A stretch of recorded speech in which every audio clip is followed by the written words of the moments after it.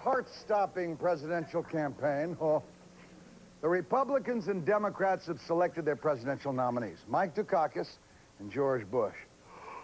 Oh. Sorry, for some reason, every time I hear those names, I feel an overwhelming urge to grab a blanket and a pillow. Anyway, the next stop is the selection of a vice president. Mike Dukakis has already electrified the country with his selection of Senator Lloyd Bentsen of Texas. All right, there's a dynamic duo for you. Now it's George Bush's turn, and I have a suggestion, Georgie babe, all right, that will make history, change the course of American politics, and thrill the American people, and you'll hear it tonight, all right? George, clean the wax out, stay tuned, and listen.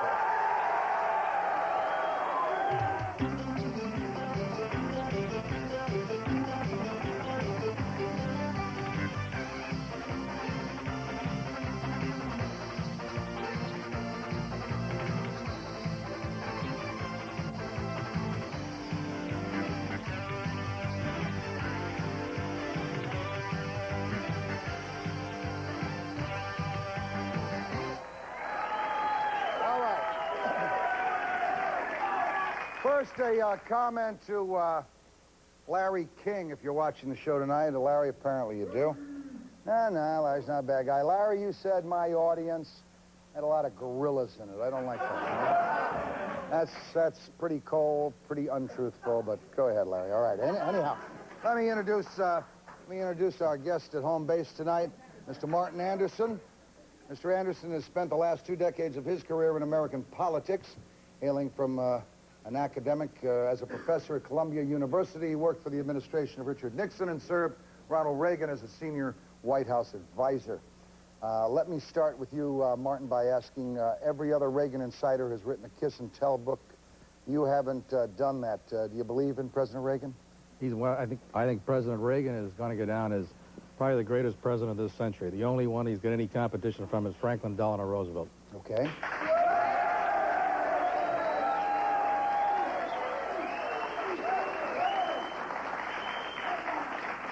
Loudmouth number 1 with me tonight, friend of ours, author, columnist, writer, Pablum Puger.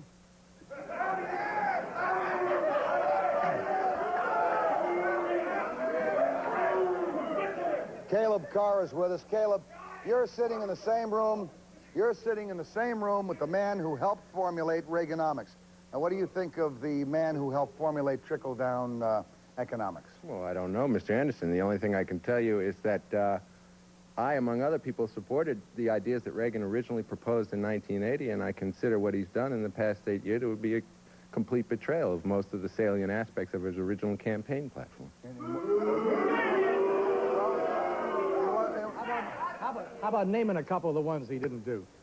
The ones that he didn't do, we don't seem to have a trade surplus right now. We seem to have a trade deficit. We were promised a surplus by 1984. Well, let's stop right at that one. I was out in the campaign with him and helped him draft some of those speeches, and he never promised to end the trade surplus. The main goal of Reaganomics was to create jobs. That was the main purpose. He didn't promise a $65 billion deficit by 1984. Jobs for Americans, and what he's done the last 5.5 years, we've created over 16 million new jobs, which is the largest number of jobs ever created for that period of time in the history of this country, perhaps in the history of the entire world. It's not a bad record. 16 months.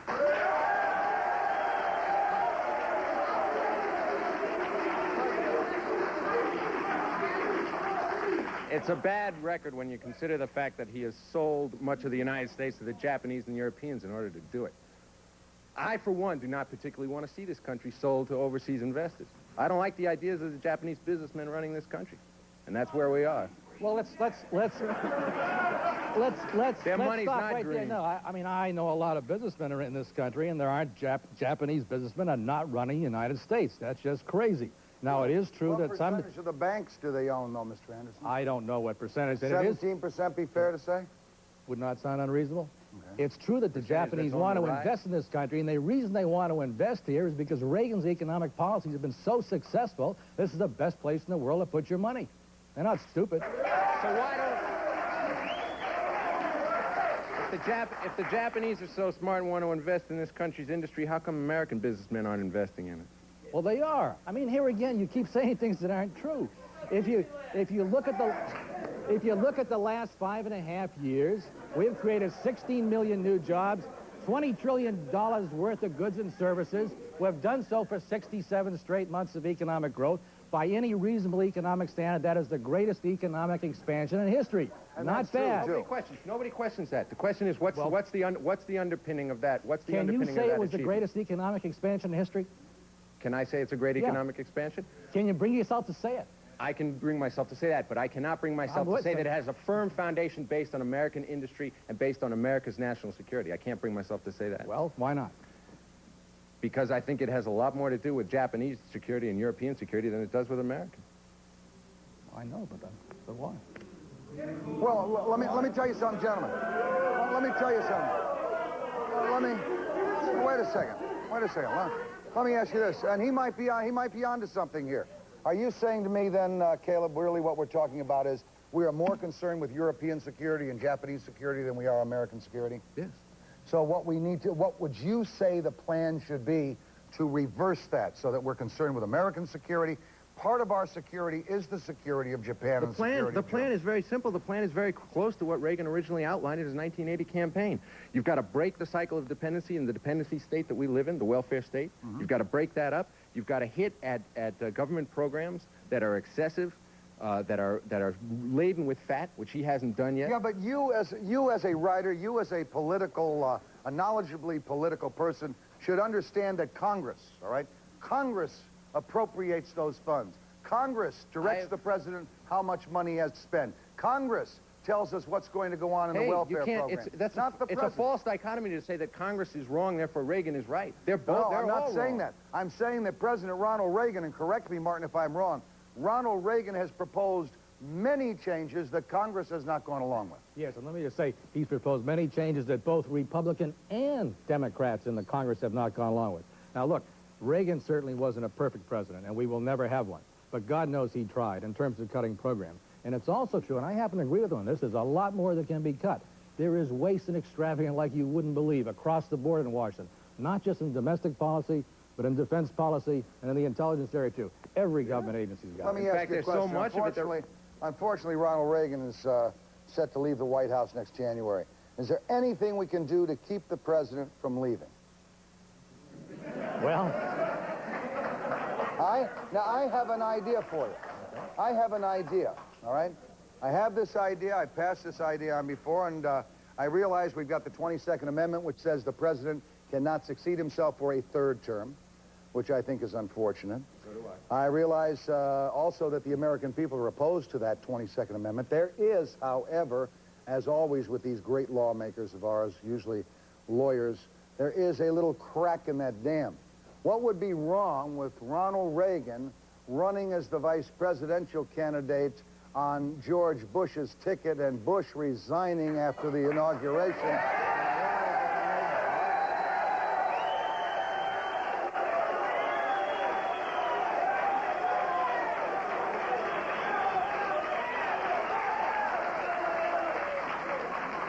well, I think the hard part about that plan, it's like, how do you catch a bird? First you put salt in its tail. How do you get George Bush to resign when he wins? But By letting him know he ain't going to win if he doesn't do something. But let me just say, that this is an interesting, I think it's a fascinating question, and I think it exemplifies two things. One is that Ronald Reagan's been a great president, and a lot of people are saying, why do we have this 22nd Amendment which says he can't run? By the way, what the 22nd Amendment says, it says he cannot be elected to 2 terms. There is nothing in the Constitution that says a man cannot succeed or a woman cannot succeed to more than 2 terms. Exactly. Caleb, you want to make a comment. I I'd just like want to to hear say your the thoughts on 22nd it. Amendment is a very bad and stupid idea, and it was given to us by the Republican Party, who were Guilty. I agree. I agree. That's true. There was. right. It surely was. So let's be straight about who gave it to us. That's right. It Stupid was the idea, Republicans who gave it to us. and it's the Republicans. It was who a gave reaction after Franklin Delano Roosevelt had been elected for 4 terms, and the Republicans, when they get into power, just couldn't stand it, and they pushed this through. And it's a All right, I'll mistake. tell you what. I've got a surprise for you, all right? Next, the Downey poll with some surprising results from around the country. Stand by.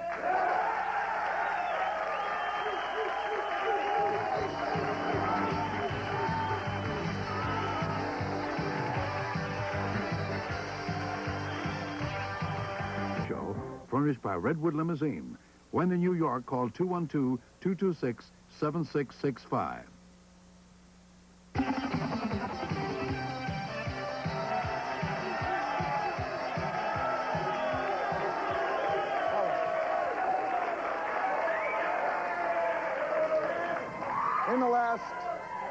In the last few days, we have had our interns in the office conducting a telephone poll, a random telephone poll across the country that did not select names other than literally by a pin being put into the name.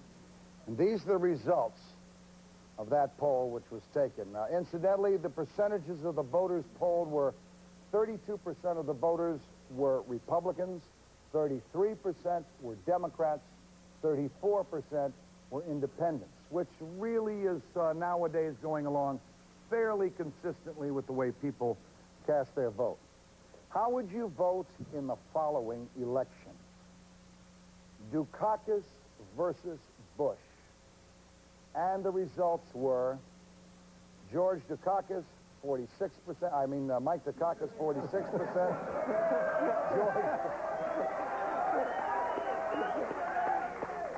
George Bush, 43%. So Bush loses that. However, when we run Reagan versus Dukakis, Reagan wins 55% to 42% with 3% undecided. When we run Reagan versus Jesse Jackson, Reagan wins 68% to 26% with 11% undecided.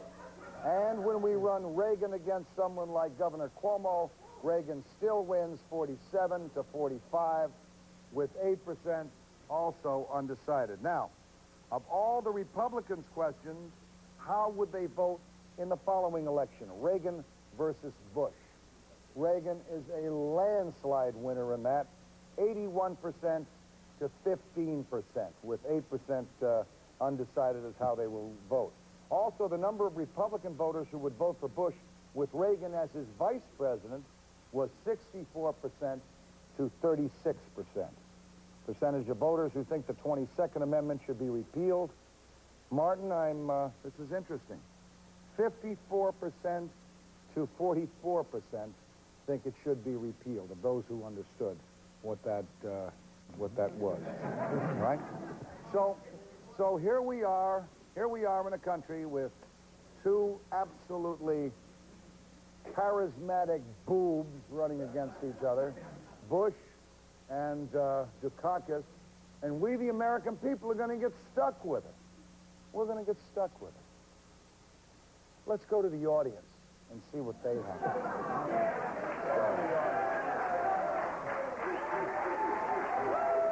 Let's start with you, pal. Joe Casey. What's your name? Joe Casey. Okay, Joe, if the election were held tomorrow, you got Dukakis and Bush running against each other, how are you going to vote? Bush. You're going to vote Bush, regardless. Yeah, I'm not happy about it, but what's the choice? Okay. Yeah. Okay, that's typical. How about you? I would definitely vote for George Bush. Not only because of George Bush, I'm not too happy with him, but the Republican Party and the people behind him itself. Strong, very strong. Anyone else? How about you? George Bush, without a doubt, because he's a Republican. And we remember what the Democrats did in the Carter-Mondale administration. What did they do? Well, now some will say, how about you? How about you? You've been around for a few years. You've seen all this crap going on. Well, I've been brought up a Democrat, and I'm going to stay one till I die. Thank you. Been brought up a Democrat, and you're going to stay one till you die. Yes, sir. Did you vote for Walter Mondale? No, sir, I did not. Well, you're still going to say a Democrat, but that means you can vote for someone else, I right? can vote for who I please. That's Sure the you can. American right. You bet your life. You're going to vote for Mike Dukakis? I believe I may. Okay. But again, you're not excited, apparently. No, sir. I thought they could have come up with a better choice. I mean, here we are in a country of 245 million people, and we can't come up with anything better than Dukakis and Bush. I mean, guys with personalities like hemorrhoids. How about you? Who would you vote for? Bush. You vote for Bush? The Republicans are behind him. Bush, without a doubt. Who? Bush, without a doubt. Bush, without a doubt. How about you, sir? I'm going to vote for Bush. You're going to vote for Bush. How about you? Bush also. You know, it makes you think that maybe Bush has a chance, but when you take a look when you take a look at the polls nationwide, Dukakis is leading. And now, of course, he has Senator Benson. Do you think, and let me introduce, please, if you will, Richard Pius, who is with us. Richard, how about the announcement recently that Senator Benson would be the running mate for Mike Dukakis? Does that turn you on? Oh, yeah, tremendously. But listen, let me say something about this. Let me say something about this, okay? I hope your poll also matched up Ronald Reagan against Mickey Mouse, because let me tell you, you've got two guys, if you match up Reagan against Mickey Mouse, who have run the two Mickey Mouse kinds of campaigns here. Because Ronald Reagan, okay, in 7 years, Ronald Reagan in 7 years has been a Mickey Mouse president. In what all way? right? Okay, easy. Sell arms to the Ayatollah so that they can blow up Americans. Well, wait a second, wait a second. You say sell arms. Wait a second. You made a slight miscalculation. Have the investment. A slight miscalculation. Have the wait investment. A second. You made a slight miscalculated statement. Wait a second. You said sell arms to the Ayatollah. The purpose was to sell arms to a moderate element that was opposed to the Ayatollah in Iran. Oh, it was not to sell. To sell arms to moderates in Iran. Why moderates not? In you Iran? Bedlam pukers want to sell them to Poland, Hungary, Czechoslovakia, every place else. It's not all right to sell them to them, huh? Moderates in Iran. Name one. A moderate in Iran? Name one. I don't know any of them. I'm not in the CIA. Oh. Stop. Right there, one point here. Where'd you get this sanctimonious ass from, huh? Let me make one point, because this is the kind of comment you get out of the academic world, whether it's Columbia University, where I taught for 6 years, or Stanford University, or Dartmouth College, where I went. The problem here is that you're not... It's as if someone were going to write a history of American baseball and describe Ted Williams in the following way. At the height of his career, the guy couldn't get on base more than 40% of the time. You know, you can write about the strikeouts and the foul balls, but the trouble is, you're missing the home runs and the triples, and especially... I came here to talk about politics, not about baseball. You want to talk about politics? Let's talk about politics. This guy, don't worry about it. He knows sports, too. The only trouble with baseball that bothers him is he gets tired by the fourth quarter.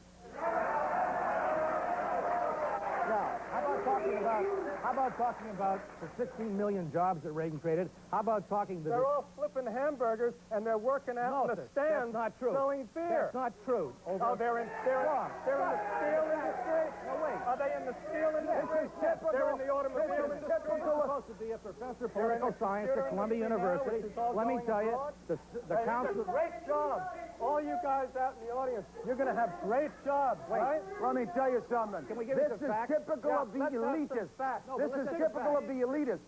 He's putting down people who have to flip hamburgers. In the United States, weekly wages in the United States have gone down 16%. 16%. 50% of those jobs pay more than $20,000 a year. Let me ask this. How about the INF Treaty? How about the INF Treaty, for which Ronald Reagan should get the Nobel Prize? They are right now busily engaged in eliminating, destroying 2,611 nuclear missiles. I would think even a professor at Columbia University would like that. Well, a professor who can count will realize that since 1981, they've about doubled the number of missiles and nuclear weapons that they've got on each side.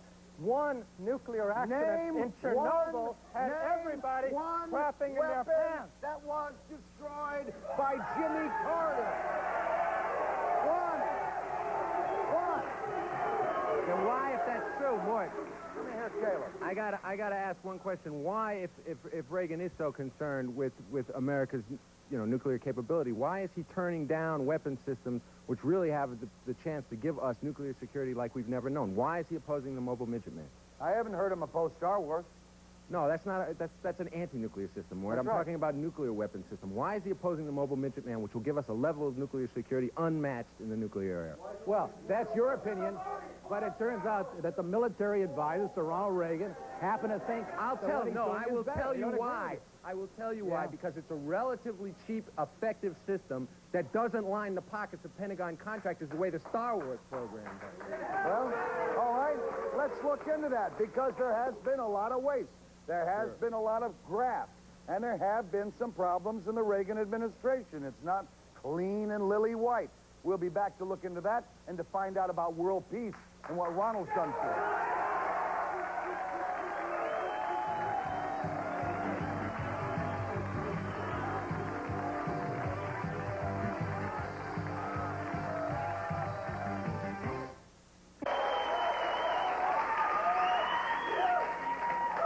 Martin Anderson. Let me address Martin Anderson. You say Star Wars is an idea of power, logic, and moral strength. Should we continue working towards it even though we have really no idea what it's going to end up costing this country? Well, that's wrong. We do have an idea. We should work toward it. In fact, what we should do tomorrow morning, that's one thing I would disagree with President Reagan on. We should start building it right now. And what we have now, we have the technology in place to put in Grand Forks, North Dakota, where we have a piece of land set aside for it, a small system that's called for under the ABM Treaty. In fact, I think we should live up to the terms of the ABM Treaty and actually build it. And one of the things that system would do, which is technologically feasible today, is guarantee that the United States would never suffer an accidental nuclear attack. Oh, that's today, Go ahead. from the same technology that guarantees that we'll be able to tell an F-14 from an Airbus, right? that's nonsense, and you know it. Wait a second. There is now an irresponsible there is statement. now a lot of theory that there was an F-14 flying underneath that Airbus, isn't there? No, look, that's an irresponsible statement. Lockheed in 1985 tested a system. It worked, and you probably know that. And what it would do, if the Soviets ever happen to launch one toward us accidentally, or maybe on purpose, an unauthorized launch, you know what we would do today? Nothing. You just tell that missile coming in, you could tell what city was going to hit, and the city would be annihilated. Not a damn thing we could do. And we have within our power right now to build that system, and we should do it. It's 100%. Go ahead, Caleb. And Richard, anytime you want to jump in here, jump in. That system, when you send it up, then you're assuming it's 100% effective and everything goes well. You don't even know. We don't send it up. It's a little rocket that sits on the ground. It's called Well, it has to go up, man. Rockets go up. Gee whiz. Look, you know, Rockets in the go up. 1960s, Wait they a had second. the same argument. Zip it. Let me hear this. They had the same argument. They were going to build an ABM system, and first they were going to build it against the Soviet Union, and then they found out that you couldn't defend against missiles from the Soviet Union. So McNamara came along. He was Secretary of Defense, for those of you who weren't born then, and he said, hey, not the Soviet Union?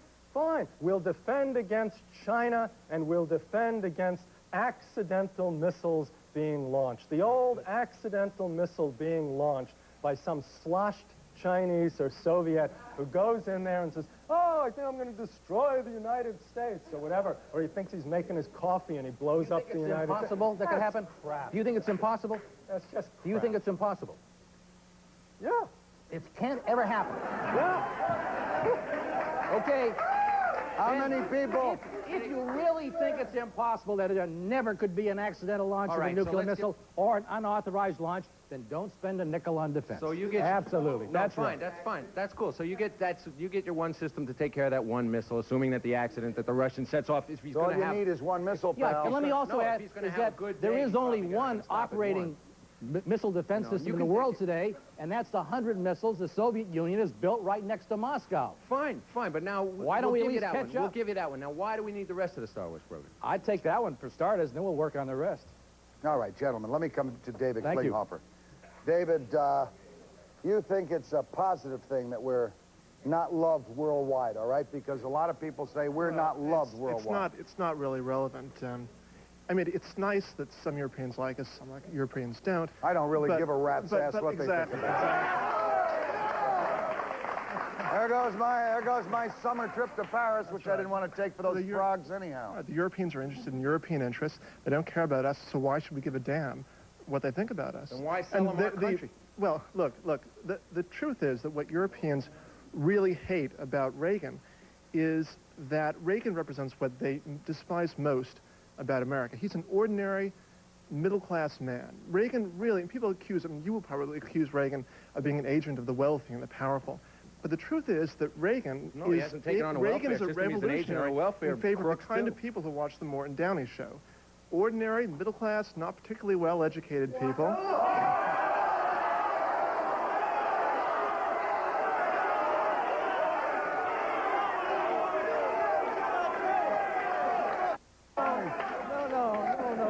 When you say, well, let me hear that again, all right?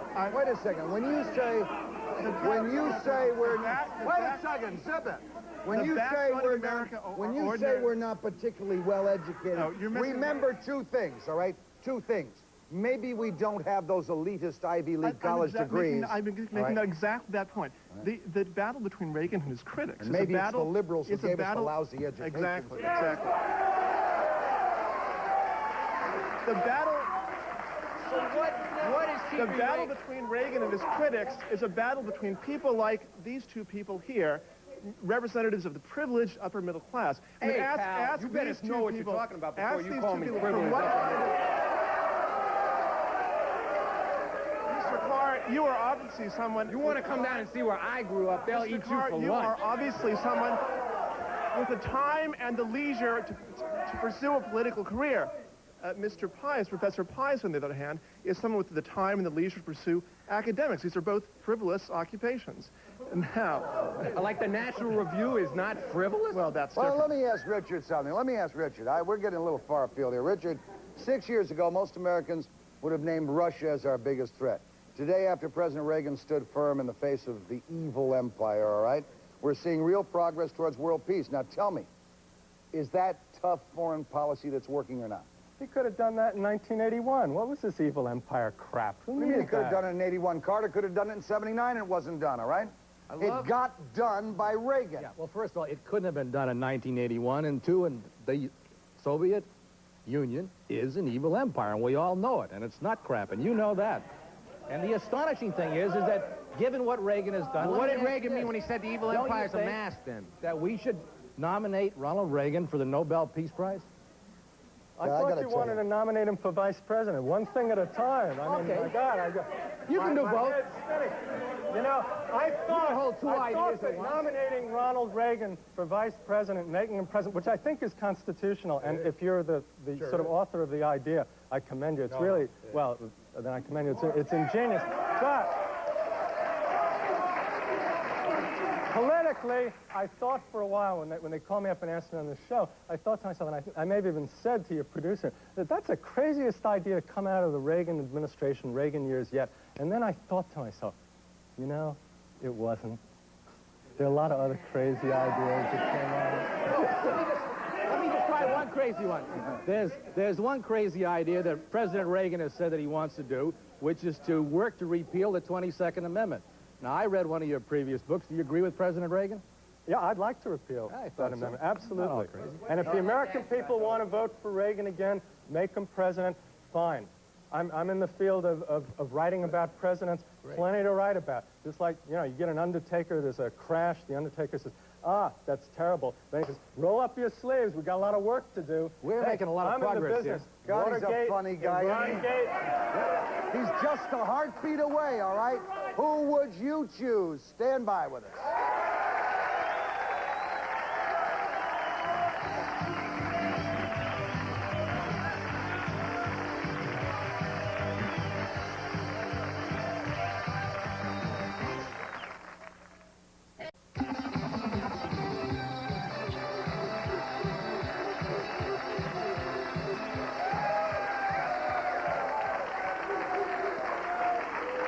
All right, back again. Senior White House advisor Martin Anderson, author, incidentally, of the new book called Revolution, which is not a get down in your throat and crybaby book. Martin, recently the charismatic Mike Dukakis, or whatever the hell his name is, selected the equally exciting Senator Benson, as his running mate. Oh, just disproving the old axiom that opposites attract. How in the hell did he come to choose Benson? He probably listened to some staffer, that was advising him. And I tell you, the worst thing about that I can see is that, you know, Lloyd Benson's a nice, substantial guy, but what stunned me was the way Dukakis did it. He slighted Jesse Jackson. Slighted him almost intentionally. He didn't even call him and give him the courtesy of an advance notice. He gave every other person he had interviewed, though, an advance notice. I was astonished. All right, but here's what I wonder if he knows. Are you worried about Jesse? I wonder if he knows. Jesse's a tough guy. Listen, Jesse ran, I disagree with his policies. I think he's absolutely wrong. But in terms of a candidate, and in terms of someone running a brilliant political campaign, it was Jesse Jackson. Dollar for dollar, he got more out of his money. And I tell you, I would not want to cross Jesse Jackson if I were Michael Dukakis. Well, let me ask you a question. Do we think, how about the fact that they can go back now and remind folks in the Democratic Party, those ultra-liberals, that when he was a congressman, Lloyd Benson suggested dropping the atomic bomb on North Korea to end the Korean War? Not too many people remember that. Now, I would happen to be in favor of that, all right? However, I wonder how the pablum-puking liberals are going to feel about it. Do you think that maybe Benson was selected because, A, Dukakis in his mind says the last guy from Massachusetts picked a guy from the state of Texas, Lyndon Johnson. Let me go in the same direction. Benson can deliver Texas. I honestly believe that Benson would have a difficult time delivering a bottle of Seal Test milk if he had a milk round. I think you're right. I think they got intrigued by this analogy to Kennedy Johnson and also the fact that the Republican had a vice president coming along. And I think they blinded themselves. I think that they've got to, for example, tonight, just before I came on the program, I watched the news, and they had a telephone poll. 2-1. People calling in said they were less likely to vote for the ticket now that Benson was on it. Let me ask Caleb. Caleb, tell me honestly, if something were to happen to Dukakis or to the president, who would you want running the country? Reagan or Benson? Oh, Reagan. Reagan. I mean, and here's a man who's not an admirer of Reagan's. So No, he couldn't have shot himself in the foot probably any worse than he's done it, Dukakis. But here's the whole point. Once again, George Bush is going to heave the country back into the arms of liberal Democrats who are going to spend too much money, who are going to put us back on a track that we know has failed. Bush, if the Republicans are so popular right now, why isn't Bush going to get elected? Why aren't we going to stay on this road? Well, I think that, frankly, I think Bush is going to get elected, and I think when this campaign starts to intensify, you're going to find big issues like foreign policy and SDI and economic policy. George Bush is a real hardline conservative. I don't think George Bush can win this election. All right, let me make you a bet. I don't think he's a hardline conservative. I will bet you 8 years from now, you're going to have a program debating, was George Bush a greater president than Ronald Reagan? Oh, no. Oh, no. I would bet that 4 years from now, we'll be having a program saying, why in the hell is George Bush trying to run again when he got beaten so badly the last time? And I don't want to see Bush beaten. But I'm really afraid that the man does not have the image in the eyes of the American people of a guy who'll go out there. The president today, in my opinion, is more of a figurehead than he ever was. He's someone who gives us the feeling we have trust. We can like the guy. He's lovable. He is knowledgeable. He's not going to hurt us. George Bush doesn't give me any of those comforts. He's another Eisenhower. Well, let me just say one thing, is that very few presidents acquire charisma and the trust of the American people until they've been elected president and have served. If you go back and look at candidates, remember when Richard Nixon was running? Sure. When Lyndon Johnson was running? When Jimmy Carter was running? I mean, they didn't inspire a lot of trust and confidence. Even when Ronald Reagan was, I can remember running with Ronald Reagan and people calling him a has-been, an ex-actor. Was this a joke? Even my Republican friends said, what are you guys doing out there in California? I mean, this is Ronald Reagan. He can't run for president. By the same token, Caleb, I can't get behind Dukakis, and I certainly don't want him behind me. We'll be right back to talk to the audience. Stand by.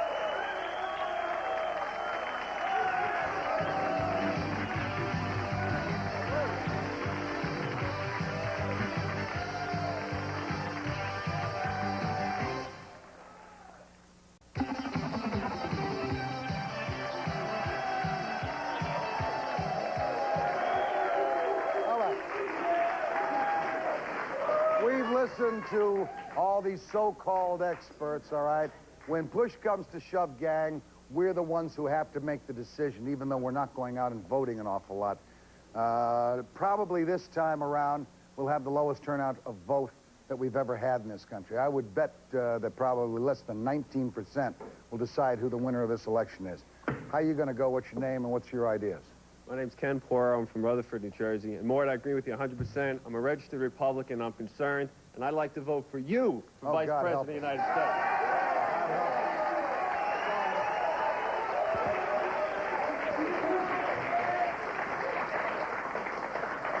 My name is Joe Liberty, and I agree 100% with you, Downey Jr., that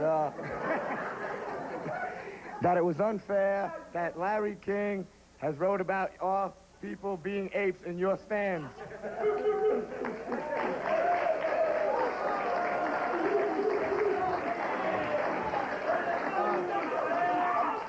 I'd like to ask Mr. Anderson a question. Ask any questions you want. Okay, I really agree with Reagan what he did about going to the Soviet Union and trying to ease our relationships with the Soviet Union.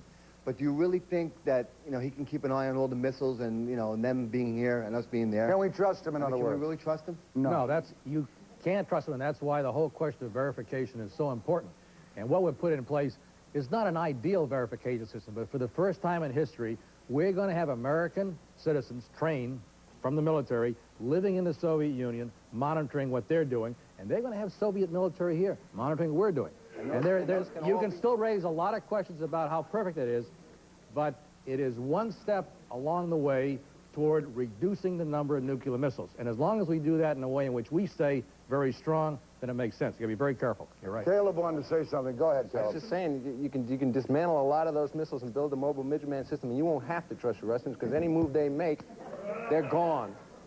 Go ahead, pal. My name is Phil Sterling. I am from Glen Cove, New York, and I would like to tell everybody why this country is so apathetic about going out to vote.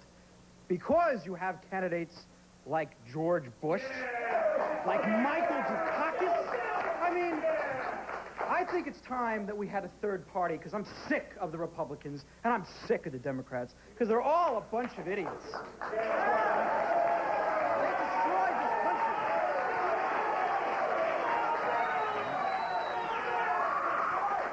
Yeah, I'm Jason Grebin. I'm from... Get rid of the political system and just have parties.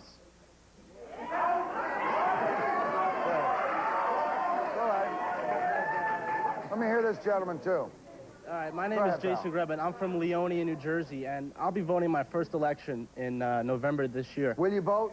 Yeah, definitely vote. I'm not sure how I'm going to register yet. I didn't vote in the primaries, but I'd just like to know. I can't complain about the economic situation right now as far as Ronald Reagan has brought it. But is it going to continue? Because I'm out of college now. I'm going to be looking for a job soon, and am I going to encounter... It depends upon who we elect president. If you elect a president that's going to raise your taxes, put more government regulations on you, have a lot more federal spending on welfare programs, you can ruin this economy and put us right back in a heavy recession. If you elect a candidate that's not going to raise your taxes and pledges not to raise those taxes, then you got a chance to keep this momentum going. And again, only a chance because you've had 67 straight months, I believe. It's the longest it's the longest expansion in history. But why, if we keep talking about the money that gets spent on welfare, and I agree with you, we got to elect somebody who's not going to spend any more money on welfare, but how come it took 8 years for us to get a welfare reform bill out of the Congress? And it's still not a good welfare reform. And it's still a half-ass bill. Why didn't we get a bill better than that out of the White House on day one? There's a very simple reason. Let me explain. Because it would have been really unpopular. No. There are only so many hours in the day, and one of the wisest things that President Reagan did was to set priorities, which was economic policy and defense policy first. That's right. Making the Pentagon and that is what he did. Than giving money back to the people who made it. Well, it was also very important because we were running into real economic problems with the high interest rates, with the high unemployment rates, and whether we like to remember it or not, Ronald Reagan has brought those back into reality. I don't see how you can't do welfare reform at the same time. Why is that mutually That's the same mistake that Jimmy Carter made. Do everything at once. Let's go back to our audience. That's one of the Bobsey twins over there. They're so against... Well, let's hear what he has to say. Let's hear what he wants to ask. Go ahead, pal, ask But him. if we voted for Carter or Mondale, where the hell would we be? Worse off.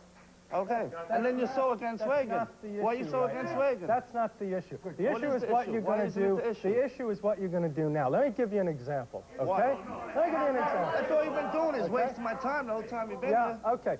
Most of you guys are in college or came out of college. So much for not being educated. But to get educated and go to college in the 1970s, you had student loans, student grants. The ratio of grants to loans was about 50-50.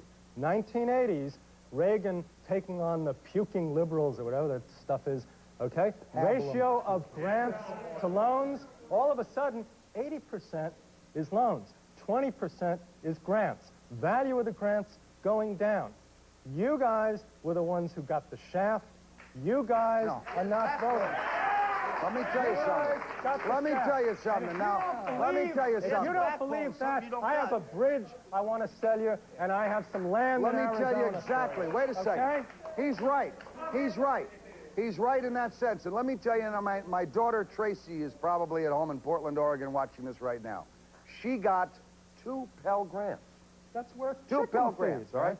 She got 2 Pell Grants. I'm talking about in the 70s. In the 80s, they She cut the used value them of for it a down 30%. payment on a car and for stereo equipment, all right? And this is where the grants were going. This is where all the monies were going that were given out by the Carters. We'll be right back. Stand by.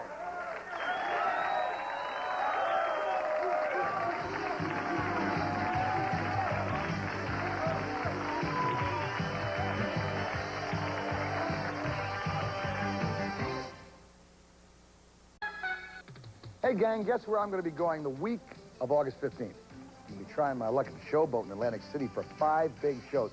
Now, I hope a lot of you can join me in the audience, all right? Because I need all the help I can get in that town, baby. Call the number on the screen for tickets, and maybe we'll all get lucky together, huh? Ooh, we could get in trouble, couldn't we? We've got some super shows planned for you, and I hope you'll be able to join us. For free tickets for my Atlantic City shows, call 201-392-TIXX.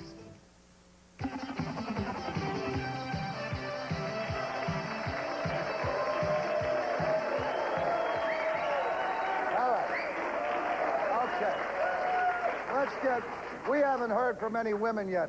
Ma'am, may we hear from you? Hi, my name is Erica Pluto. I'm from Westfield, New Jersey, and I just wanted to ask... I can tell by looking at you, you're a pablum puking liberal, but go ahead. No, actually, I'm not. Go ahead, Erica. It's not fair. Is your name Erica? Yes. Okay, that's a nice name. I just wanted to ask Mr. Anderson what he thought, and be honest, besides Bush, who you thought, if you could choose the president, who it would be and why. I think George Bush is great. I'll tell you the one that I like, because I live in California, and I think the one you ought to keep your eye on in the future is a real hardline conservative named George Duke Majan. George Duke Majan. Man of great integrity, brilliant man. I'll agree with you. He's a great guy, but he has a personality that makes Dukakis look like a clown. I mean, this guy, Duke Majan, has no personality. I think you brought him on here for 20 minutes and would liven him up a lot. I think you'd like it. Yeah, I think it might do him some good, too. All right, so he likes to... Who do you like in the United States? Who do you like? Who would you like to see as president? Besides, if you had to select someone besides George Bush. I honestly do not think... there are no candidates right now that I think are good enough to run the country. I think for the past few years it's been like that. All right, let me go with this young man. Sir? Go ahead, pal. Mort. Mort, as a Republican, as a conservative Republican, I would like to urge everyone in your audience actually to vote for Mike Dukakis. And I'll tell you why. George Bush... As a conservative Republican, he wants everyone to vote for Bush. Dukakis. George Bush is an Eisenhower Republican. He's a throwback to Eisenhower Republicanism, which is not conservatism. He's a far cry. He's a far cry from Reagan conservatism.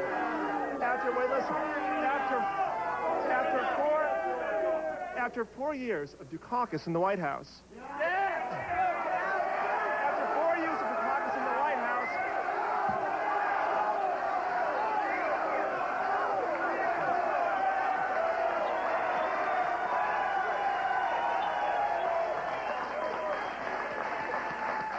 Quickly.